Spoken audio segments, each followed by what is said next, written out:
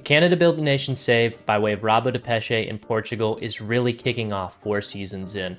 We have found a core group of youngsters who have developed together. We brought in veteran presence from both the island and Canada to help develop them, and we're really finding our form in the 3rd division of Portugal, pushing towards that 2nd division goal that will ultimately, hopefully, get us towards 1st division. But this season had its fair share of challenges. Wow! Just like last season as well in the 3rd division. And we were trying to prove that we were more than just a 3rd division team, able to get into the 2nd division and really continue this Canadian development path that we had set in the first 3 seasons. Come on. What a first goal! So let's get straight into season 4 of the Canada Build a Nation, and let's see how this season went down.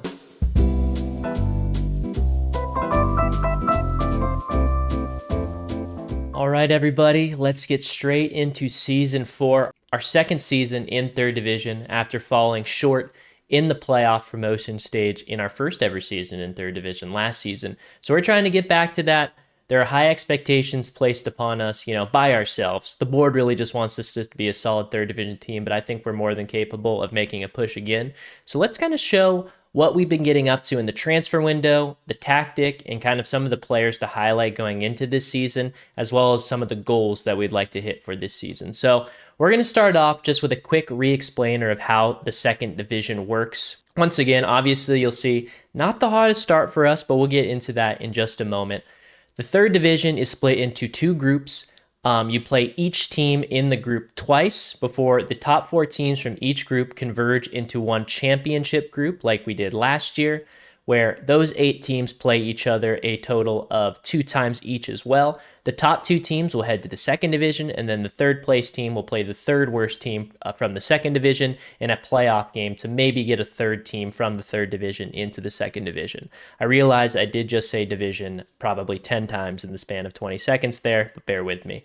So we are in our 2nd season, like I said, in the 3rd division with Rabo Depeche, aka the Fishtails of the Azores region island of São Miguel. And I think what we'll kick it off with is some transfers that kind of shape the roster for this season. So there weren't a ton of transfers of players off the team that we were using last season. We kept a pretty similar roster for the most part. I will remind you that the only players that kind of left at the end of the season, we didn't really have a lot of players leave at the end of the season, I can't lie. A few players left on freeze, but it wasn't anything too crazy. But in terms of players coming in, this is where we kind of spent our first, large portion of money on a player. And then in terms of out, we got a lot of players out on developmental loans so that they can continue to develop and become better players elsewhere. So I think what we'll do is we'll run through the players that we brought in, and then I'll kind of explain some of our development strategy with some of the guys going out. So the big one of the season 4 summer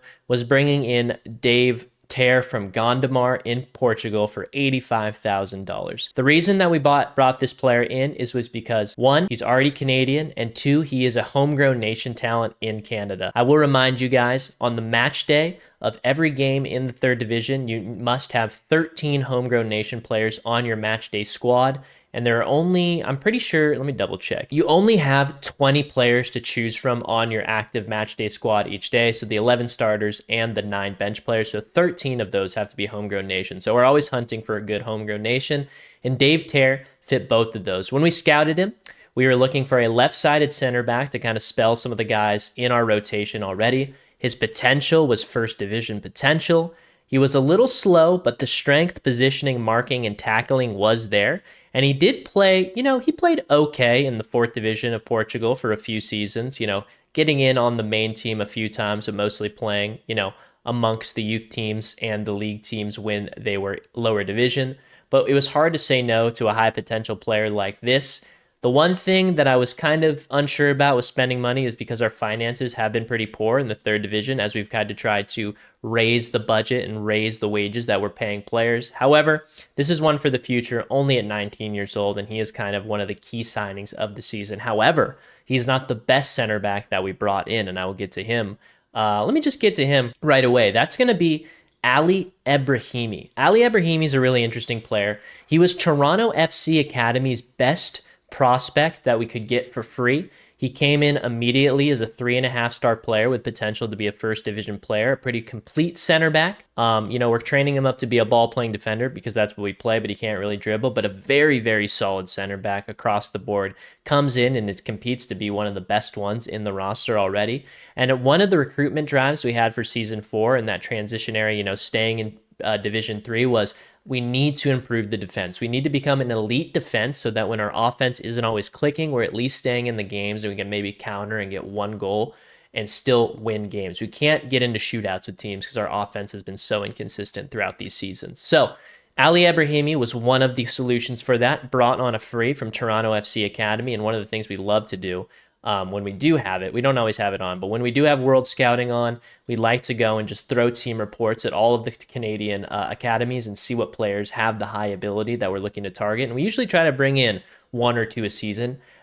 Especially one that's like a key player that's playing a lot and has the ability to join the roster day one and be an instant starter. Staying along the lines of center backs, this one's more developmental. I will remind you guys, we are affiliated with the North Toronto Nitros. That was one of the day one things I added in the game because of the connection between Robert Depeche and Toronto in this save and in our lore. We are affiliated with a non-league Canadian side from Toronto, and I always like to bring in one of their better prospects to help develop him in our academy. He might not ever play for the team, but I am trying to, do some grassroots football building in this story and bring along some players like Andrew Scully, who aren't the best, but maybe we can improve him, send him back to Canada, and the level of play rises because of the development we did with him that he might not get on other teams.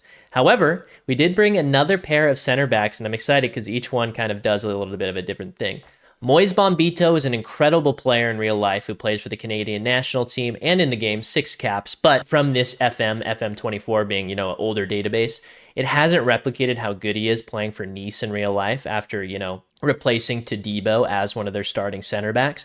He's an incredibly physical and talented center back that can play all 3 positions on the back line, and I'm excited to bring him in. He didn't want to join us for a reasonable wage for a long time, but he was a free agent for so long in this save that he finally joined us. Next to him, we also brought in island local Paulo Henrique from AVS SOD. He is from Ponta Delgado, which is one of the bigger municipalities on the island, and he is going to be one of our star players, a guy that can provide veteran leadership, and ideally, what we need?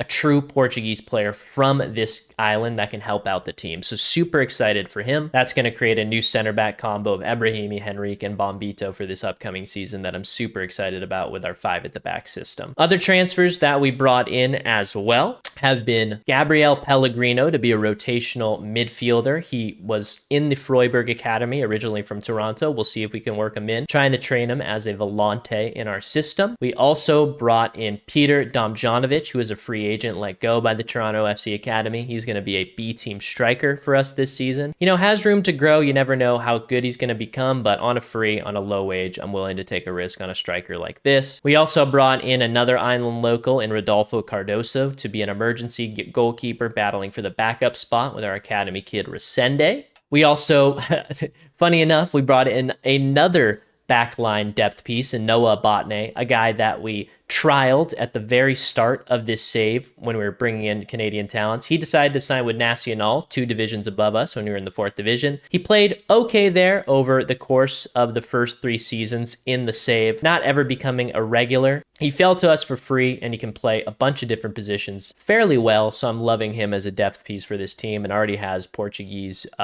veteran leadership not veteran leadership, but he has Portuguese experience. Finally, the last 2 pickups are ones that I'm really excited about. Well, I don't want to forget about Rui Lima. Rui Lima is another island kid that we brought on. He's going to be on our B team development. Has potential to become a guy, but a free youngster from the island that has, a good path for development. You never know what you're going to get. Great beard for 19 as well. But the last 2 pickups are going to be 2 loans. The first is Francisco Couto from our affiliate, Benfica. We are allowing ourselves to bring in 1 loanee from Benfica to kind of justify the affiliation we have with them. They recruit from us. We loan in a player when we need him. So Couto is going to provide wing-back depth. Very athletic player, can play wing as well. We're going to play him on that right side wing-back most likely. He's keyed in as a starter in the early portion of the season just because he is, pretty complete compared to some of our other options. So I'm excited for him. And then finally, we bring back Busy Barons creative player, the Portuguese-Canadian Filipino Lito, who enjoyed a really, really good spell with us last season.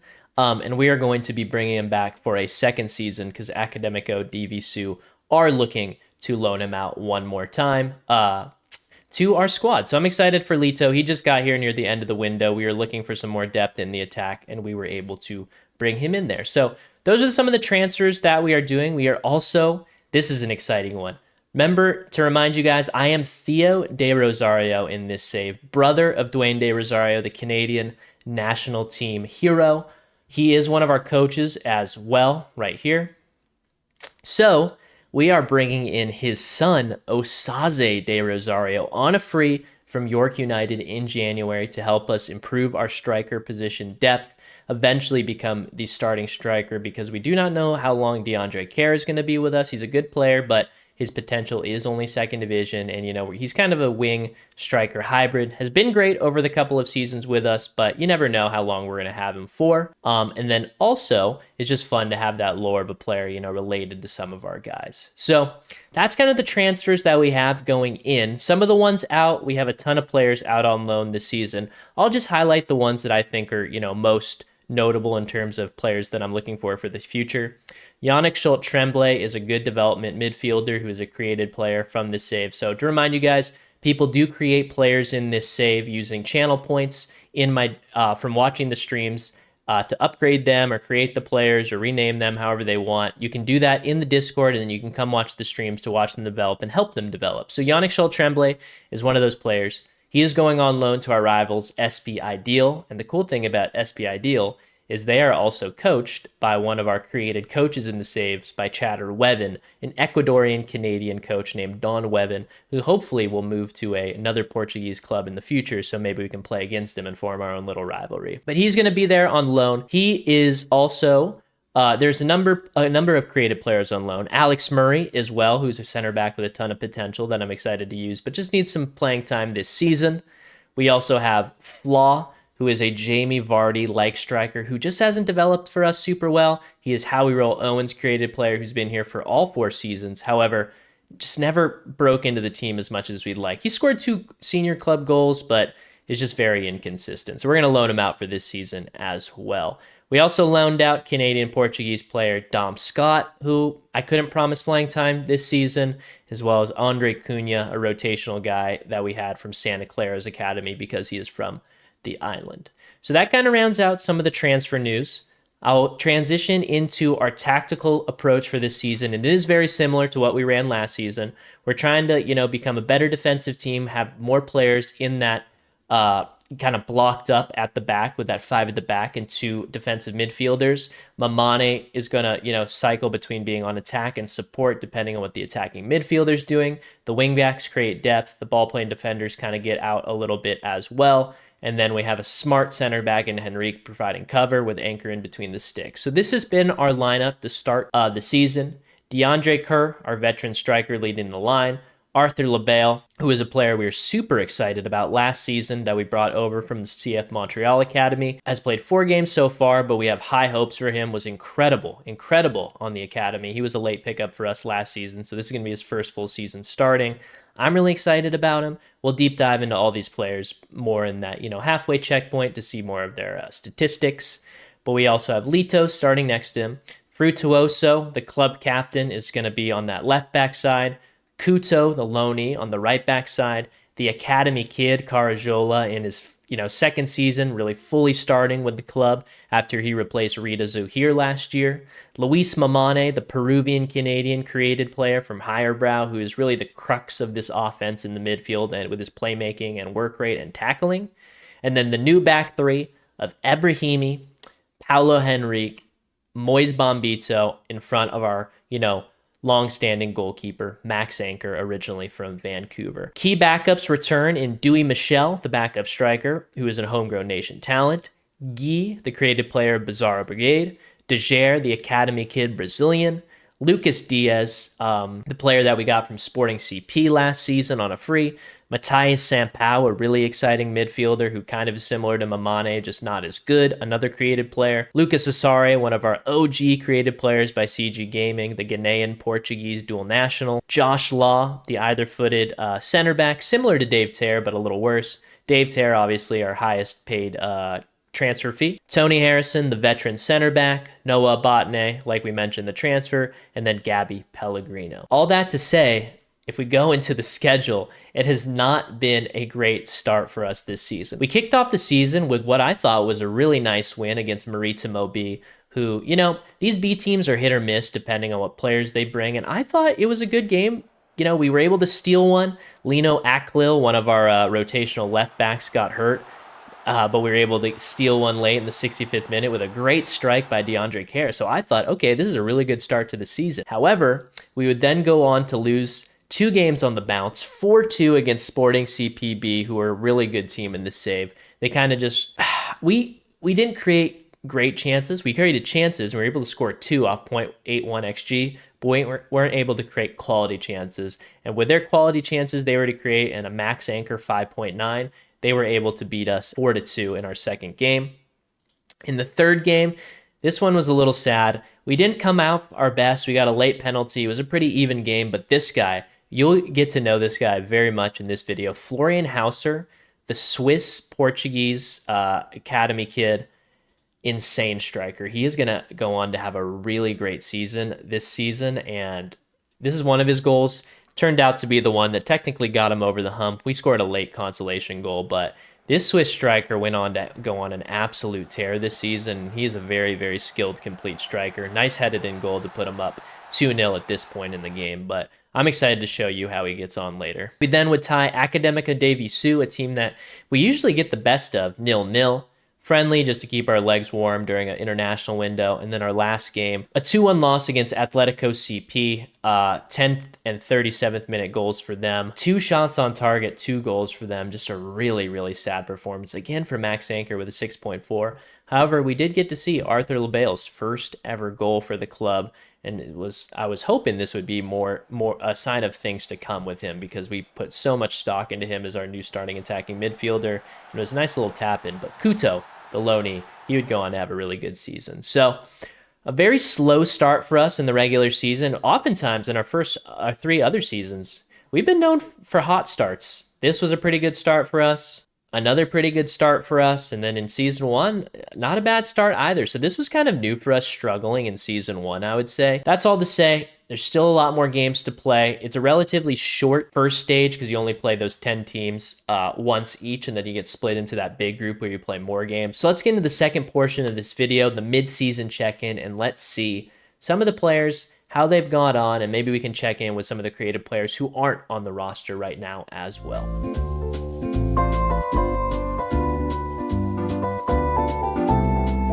All right, well, if you were worried about our start, we definitely figured it out a bit more there. We would go on a really good string of games, and in this stretch, going into the January window closing, we would only lose 2 games. In that last check-in, we had lost 3. In the next check-in, where we played, twice as many games, if not 3 times as many games, we'd only lose 2. So what I think we'll do is we'll go through some of the individual statistics of some of the squad and how they're getting on so far. Then we can kind of go into some more individual games, and I kind of want to share some things that are going on with some transfer news as well as some developmental players as well. So just high-level things. Our leading scorers right now are Dewey Michel, which is interesting. Obviously, a lot of times we're relying DeAndre Kerr these past 2 seasons, but Dewey Michel, the backup striker, has had a good stretch of games this season. 7 league goals, 1 cup goal, coming in as our backup striker. He honestly overtook DeAndre Kerr for this starting spot, but what we were kind of doing was moving DeAndre Kerr back as Lito was struggling a bit. So if you kind of take a look at the roster right now, this is what's been going on. Luis Mamanes here, and I know it says 1, but we're going to get to that in just a moment. But this has been the roster for the most part. Ebrahimi has moved into the center, Henrique to the left, but at this point in the save, he got a hernia, so Paulo has been out for a little bit. Osaze de Rosario had just got here, but the lineup has remained mostly the same outside of Kerr and Michel switching places in terms of position. Michel wasn't in the lineup, but Kerr, going to the attacking midfield. But let's go back to the squads page. Dewey Michel has been a really, really good striker for us this season. He's good, but he's not great. and we're kind of making the most of what we have with him. I don't know if we're going to keep him moving forward in this save after this season. If we stay in this division, there's a possibility, but I think if we become a second division team, that just doesn't really make sense. But behind him is a kind of guy in the opposite. Arthur LaBelle, who has put in 6 goals, 5 assists in the league so far, over 16 appearances, 14 league appearances. Just a complete attacking midfielder. Passing the rock well, shooting the rock well, winning headers when he needs to, and not losing possession. The progressive passes are a little bit lower, but at the end of the day, that isn't his strength. He's kind of like a secondary scorer behind our striker. And it's funny because we're kind of playing 2 secondary scorers behind Michel. So it's kind of a 3-headed snake, attacking and not getting a lot of playmaking. We're really relying on the playmaking from Mamane and LaBelle with 5 assists, but it's really Mamane being the crux of that midfield. And then also our wingbacks just pinging balls in low and fast to all 3 of these guys kind of arriving into the box, with Mamane kind of joining as well, and Carajola being a late runner to kind of clean things up sometimes too. So that's been an interesting development with our tactic as well. DeAndre Kerr has scored 4 goals. If we take a look at this stat right here, 1 of those goals has only come as a striker. 3 of them have come from an attacking midfield. And if you look at the average rating there, he is playing better as an attacking midfield, and that's actually one of his worst positional spots. He's more of a wing/striker. Attacking midfield is just kind of a plug and play for him, but it's worked in our system because we allow freedom of movement in that double 10 spot, and he kind of does get wide and does sometimes act as a secondary striker too. So it's kind of an interesting hybrid position. We're also getting some goals from Ali Ebrahimi, the center back who's really come into his own, 7.12 through 19 appearances as the cover center back in between. Our defense started a little bit slow, obviously, with the results, but they figured it out. Helder Frutuoso, our new captain now that João Ventura has departed the club, 3 goals for him, 5 assists as well. A couple other players who have been really helping out as well. Francisco Couto, like I said, locked down that right back spot on loan from Benfica. Lucas Asari has been the backup to him, but Couto's been our guy. Bruno Carajola in the midfield playing really, really well. And in terms of other players who are just playing consistently on this squad, Max Anchor really having a great season, having on road to become his best season of the 3 that he's played so far. That defense in front of us has been really, really good. And then Moise Bombito has been, a helper in a portion of that, playing pretty well. And like you see here, he can play a lot of different positions. Obviously, we're going to play him at center back more so, but he can play a lot of different positions, which is nice. One thing that I also did in terms of just cleaning up the squad, we have put some guys who have been struggling for playing time just on the B team so they stay, fit and continue to play. Tony Harrison, who was a pretty solid center back for us in the past 2 or 3 seasons, we moved him to the B team. Lino Aklil, who was our backup left back, we've moved him to the B team to continuing to develop. And then Gabby Pellegrino, a guy that I thought was going to compete for some good midfield minutes, he's moved to the B team as he's kind of started slow in the senior league appearances. So those are just a few of the guys that have been developing there. Some guys that we have been looking at to kind of involve in the squad, though, there is one, I think, for this season. Hugo Agra. He's an interesting player. In Season 5, he was kind of adopted by one of the chatters and renamed to Sandro G, so you'll see that in the next season. Apparently, that's a Rabo de Peche rapper who's very famous, so I'm excited to kind of give him a footballing career. But Hugo Agra is a very versatile midfielder who we're slowly going to work into the team because of how versatile he is, and I think he's going to be a real key piece to this rebuild and this Canada Build a Nation, for the Portuguese contingent of it. So this is a guy to keep an eye on. Just couple other players to keep an eye on. This is the big one. Obviously, we've mentioned at the start. Luis Mamane, in the January window, was bought by Familcao for $375,000. They did allow us to loan him back on a free, but this will be the last season with the very, very incredible Peruvian-Canadian midfielder. And one thing to take note of about his career, he did get capped at the U23 level for Peru. So he is leaning towards Peru. Obviously, in this save, we've made him a Canadian-Peruvian to allow him to be on the team. We'll see if he changes that, but he is Peru through and through, which is cool to see. We've made a little bit of money on him. It hasn't helped our finances. We've struggled with debt throughout this save ever since the second season, and that's going to be a challenge that's going to continue to persist. Before we get through the games, I would like to kind of show where some of the players from the past have been doing in terms of some of our developmental created players. So Thomas Backelhow, one of the heroes from, some of the former seasons back in season 1 and season 2. Coin Boost My Egos, created player. He's been doing okay. He's on loan at Pacos de Ferreira from Boa Vista this season. Really exciting player. Matias Costa Lopez, who's probably our most talented new gen creative player who's left. He's the Troyes midfielder, the biggest ever transfer fee we've received for a player, $575,000. Another interesting one, the super aggressive midfielder, Something Kwan. He's been playing with the B team, hasn't developed a ton. Craziest Mohawk in the game, but just a guy to keep an eye on. And then lastly, our own guy, Guy. He's a player that we've been trying to develop since season 1, but we're struggling to find a role for him. He hasn't broken into the rotation a really good amount this season. He's flip-flopped between, being on the bench, not being on the bench, but we're really trying to find a good development path for him. So we'll see. We'll have to see. I don't know if this season is the one to really make it happen. If we take a look at how the games have going, like I mentioned, kicked off the second third of this season with a big win against Avanca in the Portuguese Cup. 5-0, bunch of goals coming from a number of players. Arthur Labelle, Helder Frutuoso, Bruno Carajola, Dewey Michel with a brace. Complete domination of a non-league Portuguese team, to be expected at the end of the day. Much like last season, we would then go on to beat Olivier de Hospital, but where the goals came was, kind of what I'm referencing. Dewey Michel with another brace. I feel like with Dewey Michel, he scores goals in bunches. He's not super consistent, but when he does score, sometimes they do often tend to come in pairs or a hat trick. So that was a nice win. We'd follow that up with another win against Amora, a 1-0 victory at home against a team that we know well because we've sold a player to them in the past, or at least he went to that team. This was Francisco Couto, our loanee's first goal for the club, and it was wing back to wing back with Frutuoso passing it to him, and he's just going near post on Sandro. So that kind of gave me hope of him. He's a hybrid wing, so obviously you're going to expect some offensive output from a player like that. We would then go on to tie União de Lera in our highest attended game of the season. 0-0 though, so all 5,290 of those fans were kind of left disappointed.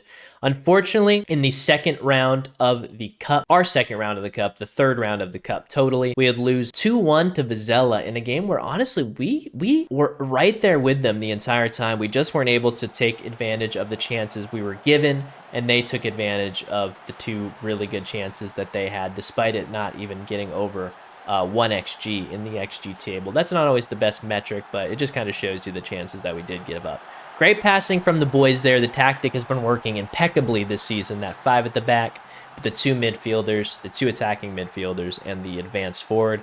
Great ball over the top that hits Gill on the shoulder, drops to him, and he's easily able to get it by anchor to be the game winner. But yeah, only 4 shots on target, 0.88 XG, and they win 2-1. However, we would bounce back, beating Sacavenense 2-0, and then beating Sporting CPB, the team that we lost to earlier in the season, 4-2, 1-0, and it was the Toronto kid, Ali Ebrahimi, with a nice goal here in the 56th minute to bring it back. And look at this banger from outside the box, looking like Baleba. Oh my God, that was awesome. When you get a goal like that out of nowhere, they didn't even get a single shot on target. That's how you know our defense was cooking. And it was cooking so much that the center back scored for us like that. So that was really awesome to see. In our next game, however, we lose to Maritimo B, the team that we beat on opening day. So that was a little confusing to me. I feel like we were Jekyll and hiding against these teams.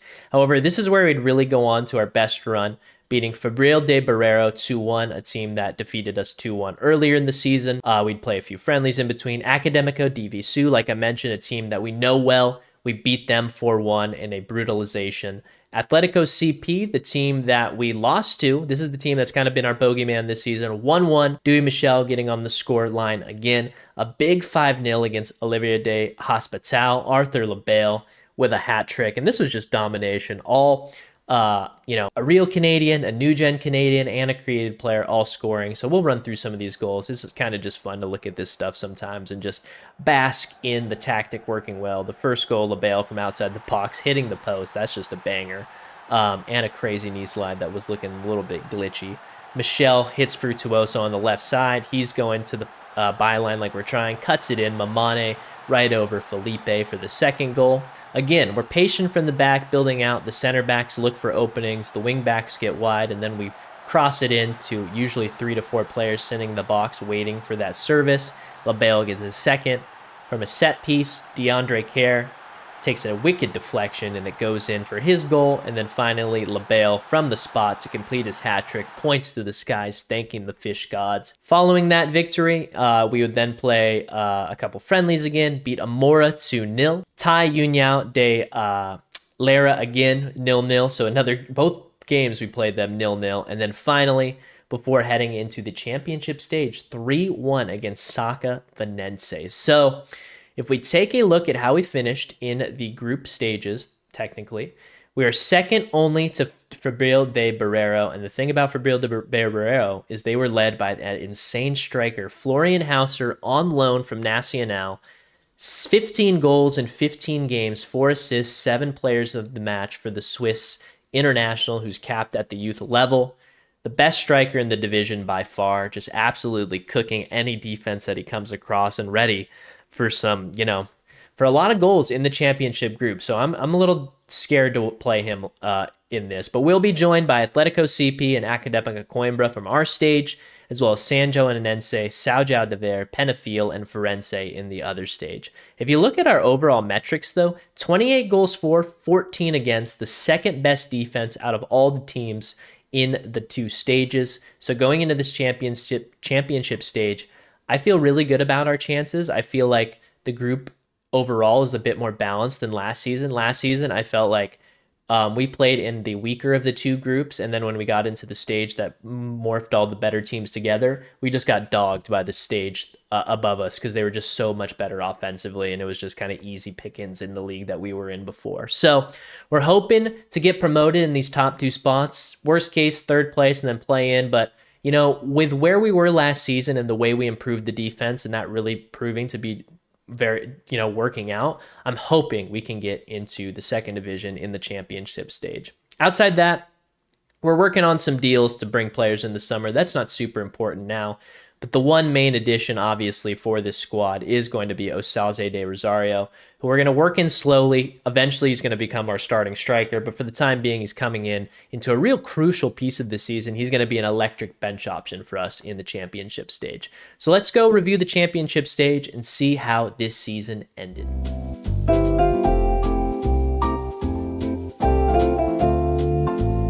We're in the championship stage.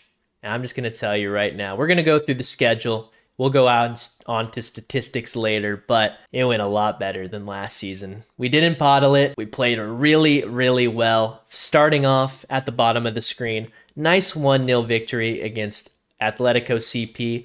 I was slightly worried because it kind of felt like how we won our first game of the season, and that's kind of wasn't a great start, but a 92nd minute winner by Dewey Michel. This really set the tone for the championship group, a team that was willing to grit it out, wait till the end to steal their chance. Dewey Michel, off a poor clearance, just bangs it home, 1-0 to start against Atletico CP. We would then go on to beat São João de Ver 2-0. Dewey Michel scores again. Lito, the young Filipino who hadn't been playing super well on loan this season, finding his way, playing in that attacking midfield role, scoring in the 91st minute to put this team to bed. That was an absolute beautiful shot from the Pinoy boy. We love to see that. However, the thing about Lito was we were not playing him in the correct position that they were wanting to on loan, so they took him back right after that. So that was a little sad to see. So he didn't get to enjoy raising the trophy with us. We sent him a postcard about it. Next game, we tied Penafiel 0-0. Nothing crazy there. Lito's last game was a win against Academica Coimbra. Sorry, I kept saying Divisu. Academica Coimbra. 4-1 against them. Lito scores Mamane with a brace and Frutuoso as well. Really good game from the defense, despite 11 shots coming in, especially on 1.48 XG. We're able to hold them to only 1 goal in the 89th minute. We would then go on a 4-game winning streak here. 3-1 against favorites. One of the favorites in the group, Fabril de Barrero, despite their guy Florian Hauser scoring again and ending the season on 26 goals. He would be the Golden Boot winner of this division. Absolute beast. Beat San Joanense 2-1. Firenze 2-0. São João de Ver 3-2. And an epic game that only had 2 guys score all 5 goals. This was one of my favorites of the season. We scored 3 quick and just held on for dear life as they came, cooking at the end. 3 goals in rapid succession here. But for LaBelle, first the rebound off a great strike from Amane, a nice little alley-oop off the left post. He'd go on to score a few minutes later. Frutuoso doing some dribbles, invert wingback type ability. LaBelle on his left foot curling it top left. That is elite. And then finally, off a set piece here, it's going to fall to LaBelle, far post, and he heads it home. However, Butthole started to clench a little bit. The first goal, not so much. They catch us on the counter here. Our defense, some of the players not the fastest at times. Meyer gets a really good chance, and then super late into the game, 92nd minute. This is where I was like, oh, is this really happening right now? We're only going to get 1 point. Balde crosses it to Meyer. We cannot cut it out, and we eventually win 3-2, but a little bit of a scary game. An exciting one, but a scary one. We then go on to tie 0-0 against Atletico CP at home, beat Penafiel 2-1, and this is where really the only game that Osaze de Rosario really contributed from that striker spot. We had to rotate him in because there was a little bit of tired legs in the striker spot. Michel had been inconsistent, but DeAndre Kerr scares too to take care of things here and get us another victory. Obviously, you got to give Couto a lot of credit on that goal. However, in the next one, we're going down that right side again, and look who it is. Couto, the Couto to De Rosario connection. De Rosario just needs Couto in his life. 2 goals, and then they would score 1 in the second half to bring it up 1, and we would be able to hold on. Like I mentioned, I think the big thing about this season, this team was so good defensively. It felt like a lot of games we were able to kind of tighten up. I mean, we only allowed 1 shot on target, and they did score it, so come on, guys. But the defense was so good. We'd go play Academic of Coimbra again, 1-0. DeAndre Kerr getting a goal. Fabril de Barrero, we beat him again, 2-0. De Gea, a guy that, we haven't said a ton about this season. He didn't get as much run this season because he is more of a natural wing as opposed to an attacking midfielder. We are going to change some things next season to allow our more wing-based players to get some more run, but he did score in this one in a 2-0 victory. We love that for the Brazilian doing the chicken arm dance, kind of crazy. And then finally, after kind of securing the title, we'd lose our last 2 games where we played a lot of prospects. So we were the champions of 3rd division by a far and ahead margin. If you take a look at how it went last season, 17 points in the last season, 32 beating the leaders last season by 1 point and getting us to the 2nd division for our 5th season. So we, Rabo de Peixe Fishtails, are headed to 2nd division Portugal, and I could not be any happier. So there's going to be a lot of fun roster building to be done. We're going to have to figure out the finances. We're going to have to figure out who's coming with us to 2nd division, why they should come, and where we need to improve. One thing I did improve at the start of the season that I kind of forgot to mention, we did bring in a new head of youth development, Edgar Cardoso, who used to work for Benfica for a good amount, who is one of our affiliates, so I felt like that made sense. So he is our new head of youth development, and he did bring along some pretty good youth candidates into the squad that we're excited about. One of them being our first ever Canadian striker from the academy, Cameron Ula, a really, really cool player from Canada, but came through our academy, a Toronto native. So super, super excited for that. Don't know how good he'll be, but we are definitely going to do our best to develop him. We also got 2 really solid players. Jose Angelo's a good one from this intake. Luis Barroso's from a former one, but Edgar Placido, Thomas Gomez, Pierre Prouvost, all with that around that 4-star potential ability. So super excited for those guys. The B team, there's a few guys developing pretty well that I have some eyes on for the future. Hugo Agra, like I said, had a really good B team season, 25 appearances, 3 goals. Charlie Dorrington, big-bodied center back who rotated a little bit when we needed him. I'm liking him a lot. And then finally, Batata could maybe find a way to become a future left back for us if he develops enough. So those are a few guys to look out for on the development path. If we take a look at how the boys finished off their season fully, our leading scorer at the end of the season was Arthur LaBelle, tied with Dewey Michel. LaBelle was the out-and-out offensive MVP of this team, able to put in 9 goals, 7 assists, and 5 player of the matches. A total full tool attacking midfielder that could do everything for us. The passing metrics aren't the best for him. Like I mentioned before, though, he's more of a shadow striker, and he was able to do a lot for us, and he hit some bangers, as you saw in the highlights.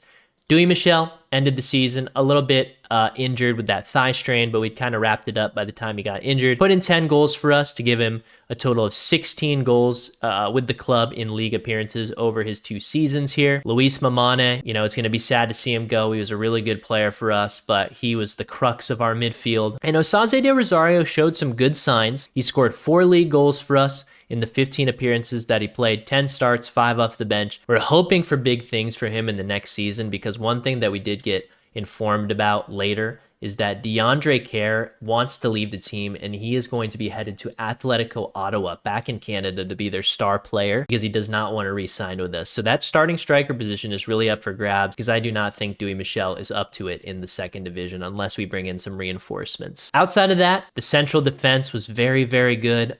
Dave Terr, you know, for the price that we paid for him, you obviously want him to be a little bit better, but he developed well. So he's more of a long-term project for us. I'm excited for him. There's a lot of good players on this team, and like you guys said, you know, or like you guys watched, there's a lot of cool created players. There's players that have been here for a long time. And one thing that I want to continue to do going into the 2nd season, I don't want there to be an insane amount of roster turnover. I want to cut the loose ends to get our finances back in order, because that is going to be one of the club vision things that they're really adamant about. We can't keep losing money. We need to start making a little bit more money, whether that be selling players, advancing in cups, getting promoted. Things like that are going to have to change as we continue to get better. But I do want to keep a consistent squad, and I don't want to mess around too much with the core group. I want to improve the team by 1 or 2 players each season and allow the guys that are already here to continue to develop, especially with the things that we have with all the creative players. So that's kind of what we're looking like at the end of the season, guys. It was an incredible, incredible 4th season of this save. I hope you guys are enjoying it. Please let me know if there's anything else when I'm going through all of this that you want to see in the save. I don't want to make these videos too long. They're going to usually be long because there's such a recap. But let me know what you guys want to see. I appreciate all of you watching it. I'm going to go to the full screen and fully outro it, but let me know who you like, who you don't like, some of the storylines that you're enjoying. I'm really enjoying recapping this, and if you ever want to see any of this live, check out the Twitch stream. So let me go to the outro, and I'll see you in just 1 second.